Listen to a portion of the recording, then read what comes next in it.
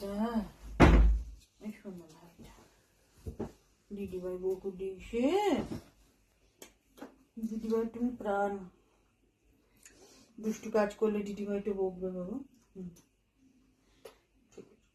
দিদিভাইটা দুষ্টু কাজ করলে বকবে বাবা, তোমাকে বকবে না তুমি বলো, বকবে তো? আর কেটো না, আর কেটো না প্লিজ, আর কাঁদিস না ভাই, আর কাঁদিস না। ঠিক আছে, আর কাঁদিস না ভাই, কাঁদলে তো আমার কষ্ট হয় বল।